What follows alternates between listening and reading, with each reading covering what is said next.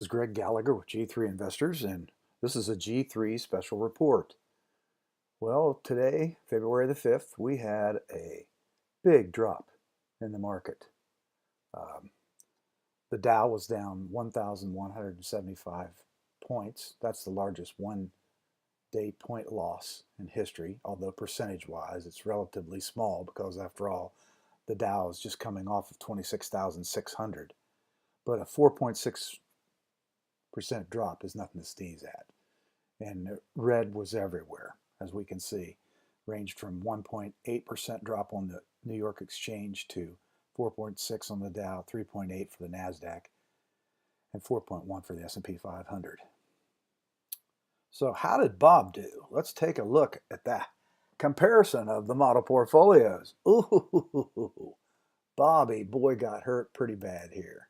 Gonna have to color that in dark green. Bob is now at a loss for the year of $2,000 or 1%. We're still at 7.4%. Why? Because we're virtually 100% in cash, other than our one position in gold. And I think it actually went from a loss of $61 to a loss of $29. So we actually had a gain on the day. There's nothing to brag about and nowhere to hide.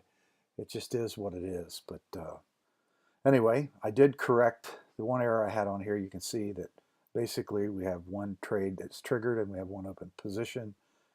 There's a lot of caution on the board, and it turns out that it was prophetic on Saturday when we had the last week of the month, and when we had everything in caution. So now you can understand why some of these G3 schedules make a little sense, I hope. At any rate, here we are. We've got $82,610.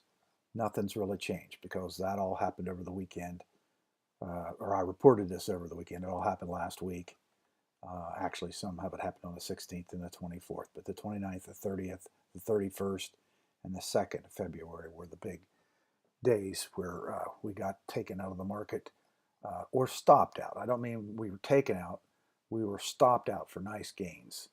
As you can see here, we've got really $24,000 gain versus a loss. Okay, so let's take a look. We had a question from a subscriber who asked me to spend some more time on, well, first of all, let's take a look at the close. It's just, we're still in the extended hours period. We've got 42 minutes left in the open hours. I don't trade in the extended hours. I never have, never will. That's why I trade ETFs. But it's just a huge, huge red number there for the Dow and the NASDAQ. That's the biggest 1 point drop on the NASDAQ I've ever seen, and also on the S&P 500. Definitely a huge down day. Here we can kind of see, I'm going to have to move this around a little bit, but here's Bob. Here's Bob, the buy and hold guy's portfolio. As you can see, he's down to $56,026. So he's still got a 27.9% gain. So Bob's crying all the way to the bank.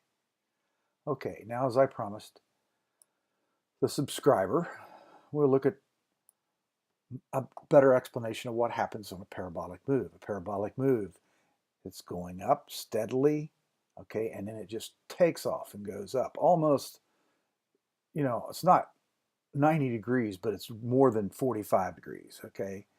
And then what happens? It tops, and then kaboom. We get what this is called, these big red bars are calling falling knives.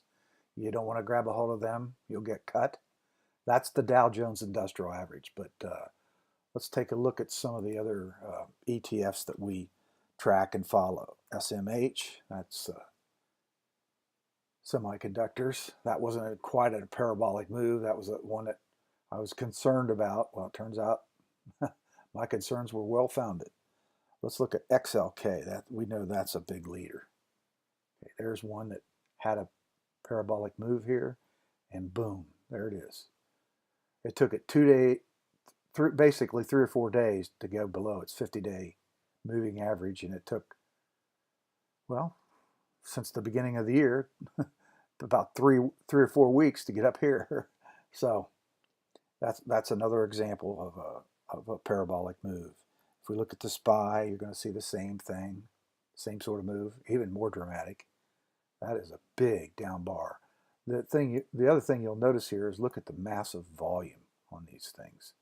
I mean, if we look at DIA, that's the Dow, the ETF for the Dow Jones Industrial Average. Look at that volume. That volume is way above. If the average is about 3.5 million, okay, we're at 19.9 million shares of the DIA traded that day. That is huge volume. Maybe an exhaustion move, maybe the market just needed this pullback. Again, we don't know, but in our system, we're out. Okay. Now, if this goes here and it lives below its 50-day moving average, and it goes up in here and tests this and fails, I'll probably go short the market. I'll probably short the SPY, the Dow, and the SQQ, and maybe even the Russell. Those are.